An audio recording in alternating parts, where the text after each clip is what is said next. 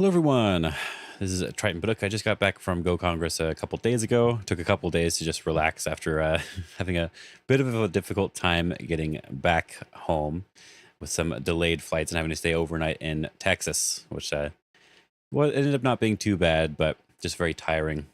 Now, I had a lot of fun at Congress, and I just wanted to sort of go over the 6 games I played in the US Open. I think I did pretty well overall.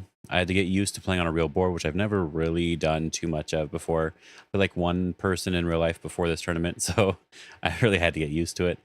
But I think it was a lot of fun, a good learning experience, and I think by the time I got to round 4, 5, and 6, I think I started playing much better.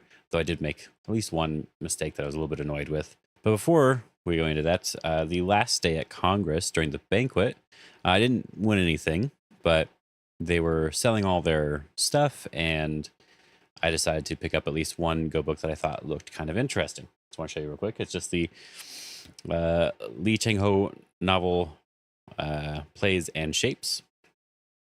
But I was thinking that while I've studied random professional games, I've never really studied a single professional. So I was thinking I might study some Lee Cheng-ho, which means that I will probably be making Lee Cheng-ho related videos.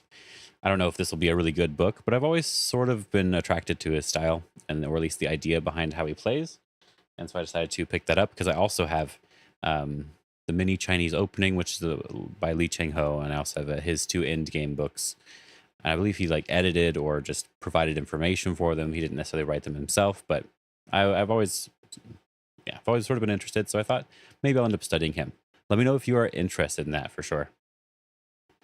But for now, I just want to cover the first round here of my U.S. Open, of the U.S. Open tournament.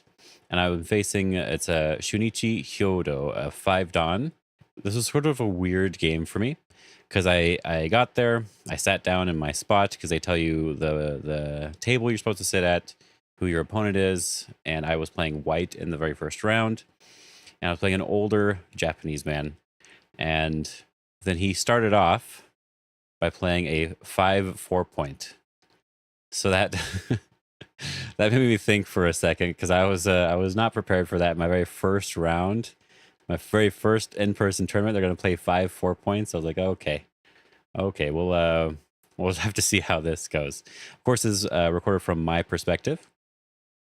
So he played on my side of the board in the lower left here.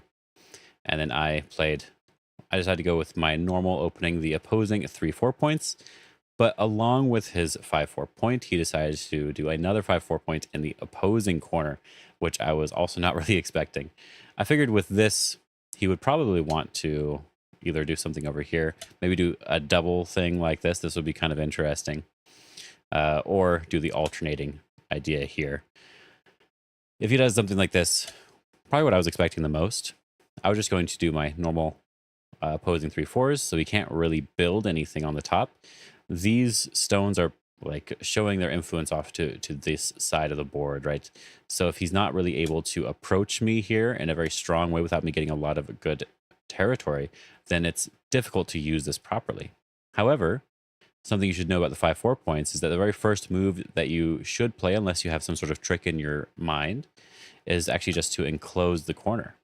And in this case, he has this enclosed corner, which is now facing his other stone, which is actually working fairly well with his formation here. So it's not really a bad opening to play, especially since I will probably have to come in here, and he's likely, in the game he played, this sort of Joseki. And if it goes like this, you can see that he does get the ability to build a fairly large moyo on the bottom side. But my 3-4s are preventing him from expanding too easily, which is what I like.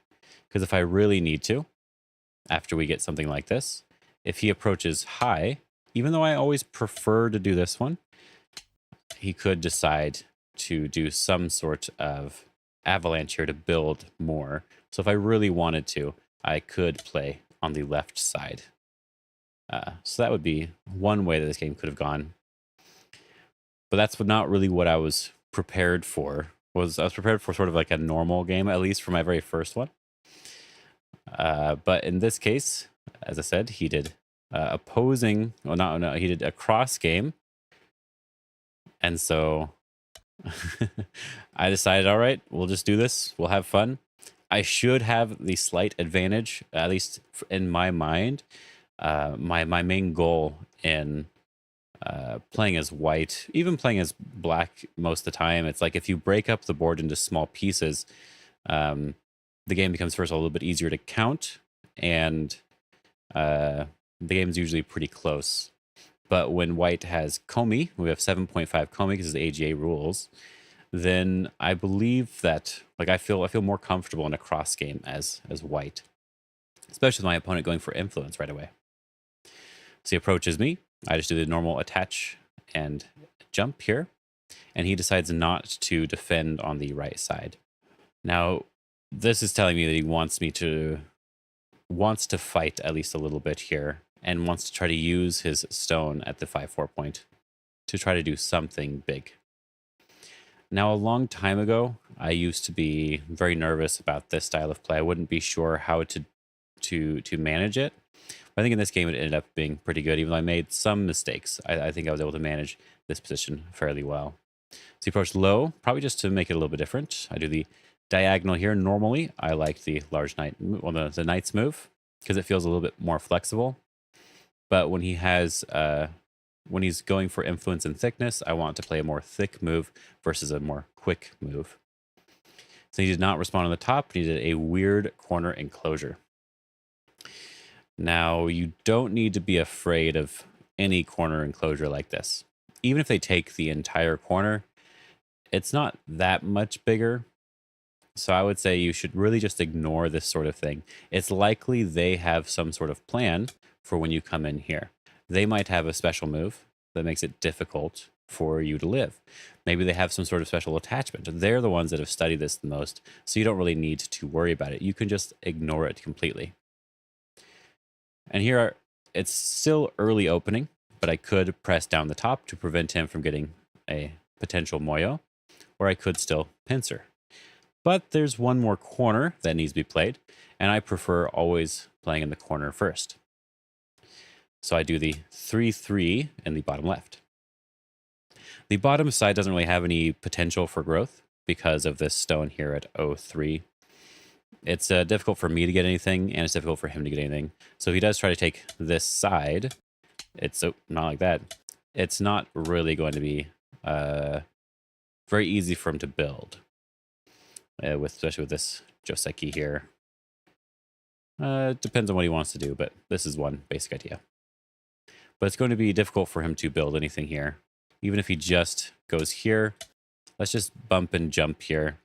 You can see that I'm sort of splitting things. He still is a little bit overextended potentially here, so it's cutting points, and then this group also still needs to be defended. So it's not a perfect situation for him. So what he did in the game, as I showed earlier, was this kick and jump here. I think this is a little bit old. I don't believe you would see someone play this one anymore. I think the normal Joseki is this attachment here. And then white has a really cool move, which is the clamp. Because if black goes down, white can wedge here. And we have this. If he has to capture, you can capture on this side. And if he extends, you can still take this down here, which is really nice. If he plays on this side, you just capture the two stones. It's a really annoying position for black to deal with. And it's the same if black plays this side here. Though in this case, the ladder should be good for black. I didn't look at it, but it looks like it goes up to this corner. But even if I just extend here, this should still be fine. And I still have this move as well. So it's really an annoying move. So usually black has to connect, you can go underneath, and then black will cut on one or the other side, depending on what black wants. You just capture the stone and you're good to go. You can also just Hane if you want to. But I think this is a little bit more old, because it's very easy for white to just get a fairly large corner, and black still feels like they need to come over here to the left side, but black does not do that. Which I think I think I actually end up doing well against these types of players that leave a lot of this sort of loose shape, because then I don't have to really worry about, I personally don't really have to worry about it too much. Because what he does in the game is he just attaches on top of my stone, which is a little bit,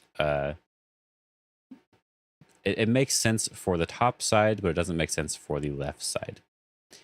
I totally understand because he doesn't want me to come over the top if he does this one in some place over here. He doesn't really want me to play over here because this would ruin all of his influence, all of his potential influence, right? So this makes sense to some degree.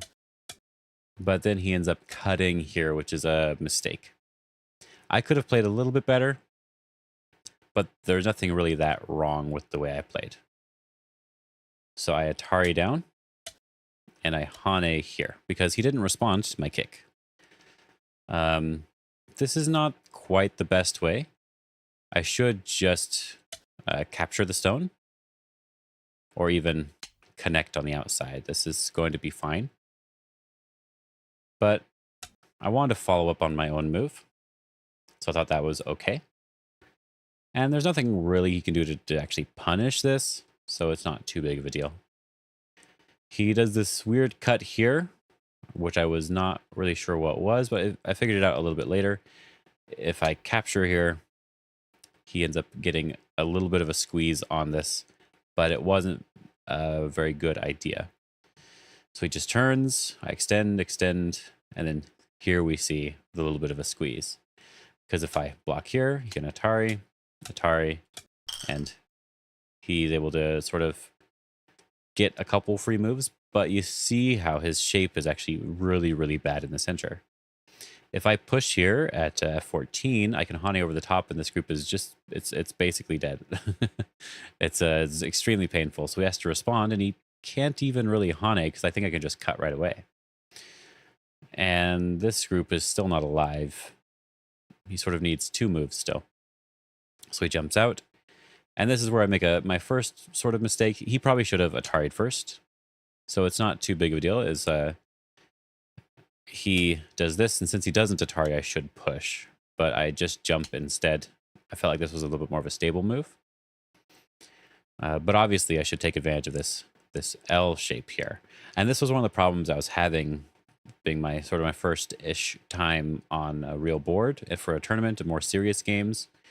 I had a hard time seeing some things, just seeing that this shape was the shape it was, basically. I've got much better at that by my last 3 games, but definitely for my first couple games, I had a little bit of a hard time noticing that sort of thing. But in any case, he should have gotten this Atari anyway, so he gets it now. I connect, plays the Knight's move to sort of connect his stones, and I get to come towards the center. As you can tell, I'm playing up very thick. These stones are very, very thick. This is a very solid territory. This is solid territory. He still has some looseness over here, and he has a weak group on the top. So it didn't seem like it seemed like only one real mistake from Black, this cut here. But it ends up being a really big deal because he kind of just has 2 weak groups now. And so just me protecting in the center is good enough to make sure he has too much to worry about. Sometimes it's not about actually attacking the stones directly. Sometimes it's just about forcing your opponent to worry about it. So make myself stronger. Prepare a little bit. I think I pushed first, yep. And then jump. But yeah, make myself stronger, prepare a little bit, and then let my opponent worry. He decides to just Hane on the top, which is not super safe for a shape, because I always have some sort of clamping move here. Even if he goes from the outside, there's still another clamp, right? It's extremely annoying. So he's never really going to be able to make territory in that area. And so if he decides to fight it back, I at least have this diagonal move, threatening to cut. Even if he does this one, you can see that even though this isn't perfect shape to surround him, my group in the corner is perfectly alive, so this cinch doesn't do anything for him. And I'm going to be able to get some sort of strength from attacking this group. It looks quite dangerous, honestly. It looks quite dangerous. So it's a difficult situation for him to be in, I think. but I don't want to worry about that for now. I have a really obvious target on the board, and that is this group of 3 stones. So I go after that. I believe I go after that right away. Yeah. I just want to play a basic game here. I have this group, which could potentially be weak, but I made sure to defend. There should be more than enough eye space here now. He defended in a slightly weak way on the top, and so I want to attack his 3 stones, and attacking his 3 stones will run this stone towards the middle to potentially connect up with my middle group. Then he's not going to have any potential points on this side. He only has this little tiny area here, and he still has to worry about the top. So this felt good enough. And as you see, I'm still not worried at all about his corner. I'm just attacking his stones, playing very basic moves. So he does this classic sort of, I guess they call it hangma, to see how I respond. If I respond this way, then he gets a little bit more strength so he can jump out in the center. And if I respond this way, he's able to cut and get this sort of move here for free. Probably extend. He can Atari if he wants to, but he gets this move, and you can see there's a little bit more of a base here if he really needs it in an emergency. So often you want to just connect. It gets rid of all of the Aji, but this is a good exchange for black. It doesn't really change anything for the end game, not too much, and it makes black a little bit stronger. An outside move for an inside move. But then he jumped here, which was a little bit, I want to say it's an overplay. The AI did not agree with everything I played, but I still like the way I played here, and the AI didn't really have a strong refutation for my moves.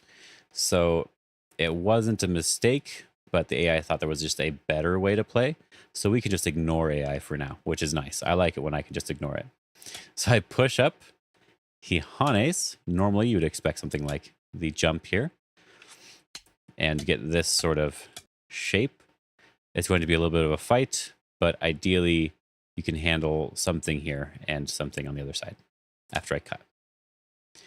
But it's a little dangerous, so that's why I wouldn't play this move. I would just jump out here. It's hard to really cut this area because there's this sort of Aji here. Black can capture these 2 stones if I don't play another move. I don't really want to make black too strong. If black just jumps here, I might just play over here, make this group strong right away instead of attack. But since he did this shoulder hit, I can push and cut. And I believe he just extended down. It's hard to remember this. I made sure to record the game like right after I got done playing it, but it's hard to remember some things because when the moves make a lot of sense, it's a lot easier to remember. But when I'm not really sure why someone played a move, it becomes a little bit more difficult. So this descent here didn't really make too much sense for me. Of course, I can't Atari here and protect on the outside because this is extremely painful. And if he can just handle this situation, then my corner is severely damaged as well. So I decided to play the very basic shape here. When you have this cutting point, often it's good to play the hane underneath. So you have the hane at the head of 2 stones here. You have both heads, the head and the bottom, maybe, I don't know. Then if they block here and you connect, they have some cutting points and shape issues. With just this one, you can extend here, and they need another move. So then you can do the Atari, and we can maybe try some sort of jumping thing here because we have ladders with our weak group, or with our now strong group. So black has a little bit of an issue. And if there's a jump here, there's always this sort of end game later, which is very nice. And even now, it's kind of annoying because he has to go back and defend again. He can't even capture the stone, which is, very annoying. And I can even just push here, and it's a similar sort of situation for black. So this is a really good way to take advantage of this sort of shape. It seems like an end game move and a small move, but you should actually consider this a lot in your games. It's often a good idea. Now he jumped, and I get to play another Tetsuji. Technically, this hane at the head of 2 stones is a Tetsuji of a sort, but now we get to break the bamboo joint, which is really fun. This is what the AI didn't really agree with, but it feels like a really good situation for me, and the AI couldn't really tell me how it was bad. So I'm going to say it's good. Good enough, right? He should just be blocking here. I have to connect, and then this is just an awkward shape for him to manage.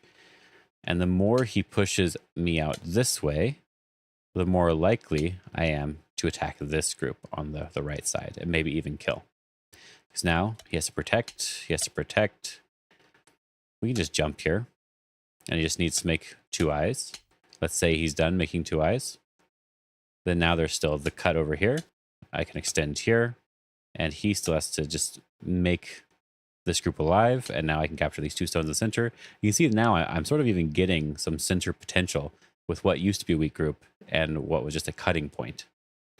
So this is too much for black. His shape was too weak here. But he fought back in a bad way. He ends up Atariing up, so I can extend up here, and he pushes here. Normally, this is a good way to play. This Atari and push is a really great fighting shape for crosscut fights. The problem here is that his shape is too bad. And I have a ladder, so I can just cut and Hane, and these stones are just dead. There's nothing he can really do. And even if he sacrifices these 2 stones here, I get like an extra 20 points on the bottom, and even some more points here that I probably shouldn't have gotten. And he's still not really able to attack this stone in a very severe way. Even if he's able to, let's just play very simple, jump. Even if he's able to try to do something like this, you see it's kind of hard for him to Hane, because there's the peep and this Hane, and there's pushing through. There's a lot of potential issues here. But at the very minimum, there's 1 eye. He has to try to prevent the other eye. And I'm already sort of making another eye here. And there's all these cutting points, cutting points, cutting points. So he has to probably defend. And you see now, I'm already alive. I played very, very, very simple moves here without trying to be too complicated. If he fights back, I get out. If he doesn't fight back, I should be able to live pretty easily. It actually seems quite easy. Of course, that's probably not the best way to do it, but that's one idea. But I can also just go straight over here. I can try to make a little bit of a base here, do the attachment, try to come out this direction, anything I want. Because this group is also still pretty weak. Stronger than my group, but still weak. If I'm worried, I can even do like a 2 space. So it's hard for him to sacrifice everything. So he just has to fight. And he decides to peep. He decides to peep here, which doesn't really do anything for the ladder, because the ladder goes to my jump stone here, the knight's move I played to defend my group. So even if he's able to get this exchange, it doesn't do anything, sadly. And so I'm able to just turn here and turn here. I can respond to his peep with Sente exchanges, which is extremely annoying for him. But he decides that's no good, and he jumps over here to try to get this move in Sente, because this move would allow the ladders to work. But now he's ignoring this one at B9. If I get to play here at B9, he actually has to protect his group on the left side, because that group will die. And now this group is a little bit weak as well. So here I believe I just extend, which is a very, very strong move towards the center. I could capture, but extending prevents him from getting all those Hanes. This is also attacking his group on the right side and defending my 1 stone. My 1 stone's turning into an attacking stone, whereas he could have gotten some strength here. Now he can't, and now I can attack him. So he tries to get some exchanges here, and this is where I make some small mistakes, but I would say they're not huge mistakes. I do this tiger's mouth here, whereas I could just capture directly. The tiger's mouth I thought was a little bit closer, so the cut would be extremely severe. But if I just capture, the cut is still extremely severe because my position is extremely thick instead. But I do the tiger's mouth instead. He Hanes to try to reduce the eye space of this group. And instead of just defending in the corner and making sure I'm alive, because he does have some awkward Hane and trying to throw in stuff, my group is alive, but I don't want to give him too much. I decide to come out towards the center. I want to play the straightforward moves, the straightforward and solid moves, which is what I've been doing this entire game, which is why I'm pretty happy with it, honestly. I'm playing straightforward, solid moves. He can't really attack my groups too easily, and I have a pretty nice, solid position. And here, of course, he can't even block because this Atari is just too good. I can even push. I captured even more points here. And now this Tiger's Mouth is actually useful. Because now there's no Aji. So it was good. So he connects solidly. I'm able to push out. And now you can see how he's in extreme danger everywhere. He has to protect this group of 4 stones. He has to protect this group here, even though I haven't pushed through yet. This push through is always Sente. I'm just playing the solid moves, not really taking any loss here, because him coming back to defend is going to be a great exchange for me. He plays this jump here. I thought this was probably some sort of a trick, which is why I decided not to just push and cut right away, even though it's actually really good. This just works for me. I decided to play the diagonal here, threatening to surround his group. I'm just going to keep playing extremely simple, solid moves. So he attaches here. This attachment is not Sente. It does not threaten my group. He can get a squeeze, but it does not really threaten my group. I could kill these stones, but I figure this side's a little bit more valuable. So I just cut first.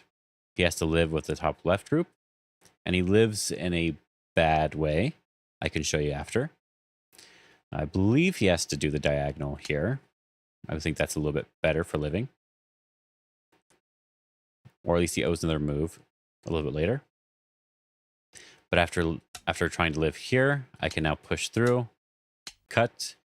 While this is an empty triangle, it's also a little bit stronger for fighting back against these stones if I really need to. And now he has to live with this group on the left. And he has to protect this group on the bottom. And now these stones in the center are basically dead. And he still has to protect the right side. So you can tell that he sort of collapsed. And I was able to make the game as simple as possible. I was happy in the fact that I was able to play very solid moves instead of sort of falling for any trap. I was probably a little bit overly cautious, but because I'm pretty far ahead, I was pretty okay with that. So he cuts here to try to get some moves in Sente, this Atari here, because I don't really want to capture, because I just lose points that way. So I just connect, then he Ataris and Hanes and tries to get some sort of squeeze on the position, which he can get. I do have to go back and play one more move. So I just go back and capture. He always has this move into this to make a really strong position, though it can still be attacked because I'm very thick in the area. And then he goes back to play here, which we can say is definitively game over. Because if he's able to actually attack my group in any way right here, then the game has a possibility for him to win. But he needed to defend in the bottom left, so there's no more possibility. I can just jump in. He has to connect. He cannot block. If he blocks, I can at least Hane. I can probably even just cut. But at least Hane. And there's nothing he can really do here. Not enough liberties. So he has to connect, and I can just connect back. And the game, I think I played the Hane in the corner, pushed, threw in, and then did this one. And I could tell that he didn't really notice that he was short of liberties here, because I can just Atari this. So when I played this move, he sort of blinked a couple of times and was like, oh, uh-oh. It was kind of funny. So he connects, and I can just turn here. But the move I should play, which I don't know, I did this a couple of times in the tournament. This is the proper move that I would tell anyone to play. This connection here. So he Ataris in the game. This is what it ends up looking like. And I believe, let's just give him another move here. This one. And I believe that this move here, because he played the extension, makes it so that it's very difficult for him to live now that I have this move at A9. He sort of has to respond to the stone itself. If he plays here, he might be able to jump. But it's a lot of Aji here. And it's because I have this extension here at A9. It becomes a little difficult for him to manage. Because he can't do this one. There's not enough liberties. Even if he connects here, there's not enough liberties. It's just a dead shape. Well, I can at least get some end game. With this sort of thing here. If he goes to capture, I can do this one. So at the very minimum, I can capture a couple stones. And he can live. But yeah, it's not really happy for him in any case. And there might even be other moves that I could play here to really annoy the heck out of him. So instead, I connected here for some reason. And I did this in another one of the games too, and that almost actually didn't cost me the game, but it was very annoying. So it was no good. And so he tries to fight back a little bit, but it's kind of too late. He doesn't have any liberties on this group. This group is still in danger. And the left side here is still in danger. My groups are all perfectly alive and sort of infinitely strong. So I just need to manage this one stone. And he still has a weak group here. So we're just going to go a little bit further. I make a simple base. He tries to do something extra here by pushing, but I just play to make my group strong. Attaching here to strengthen myself, because it doesn't matter how strong he gets. And then if I also get to cut off the side, then, well, maybe I can kill him. But he plays properly to protect himself. I do the same shape here that I did on the bottom. This is the Hane underneath to make myself very strong. And I get some really nice forcing moves. And I'm able to just jump here. He extends and I jump out. And this is the end of the recorded game that I have. I can probably remember a few more of the moves if I really want to, but I felt like this was more than good enough. Anything past here was more of a struggle. But I was really happy with this first game. I played basically the way that I wanted to play, very solid and simple moves. I ended up not panicking with the 5-4 points and him making large corner enclosures, which is always very annoying to deal with online. And I missed a couple good opportunities, like F14 here. Because he didn't play it at the proper time, I should have played it myself. But I think overall, my opponent was probably a little bit overrated, as in ranking. I know he ended up losing most of his games, but he won one game at the end. So I would say 4 Dawn instead, because he played mostly like 5 Dawns, I think. I didn't check everything, but so it's probably at least 4 Dawn instead of 5 Dawn. But I really appreciate this game. It was a nice little boost to my confidence, at the very least, for the first round. And then the second game, I ended up getting destroyed. But we'll see the second game probably tomorrow, actually, because I want to upload one game each day until I'm done. And I hope you guys end up enjoying them. So let me know how you liked me just talking about my game and my little experience here. And let me know if you are interested in those Lee Chang-ho game reviews. I know a lot of people have reviewed his games, so maybe I don't want to focus on him. Maybe I'll focus on other professionals in the future. But right now, I will be focusing a little bit more on him. And before we head out, I want to say thank you to the people who are supporting me on Patreon, and thank you to all the people who I got to meet over at Go Congress. I don't have too many pictures, but I got to meet like Yoon Kyo, and I do have a picture with her. I got to meet Nick Zabicki. I got to meet Clausius. I got to meet Brandon in person. He does exist. He's a real person, as far as I could tell. And I got to meet Ben. We got to play a few games as well. And yeah, I think overall it was a very fun experience. So thank you to everybody. I got to meet lots of random fans that don't ever leave comments. You guys should definitely leave comments. But yeah, I appreciate everybody. And I will probably be bringing back my streams starting Friday. This coming Friday, let's look at the actual date here. Friday, the 28th of July. And hopefully I can play this normal, solid game on stream as well. Hope you guys enjoyed this, and I hope you guys are having a good day. Have fun.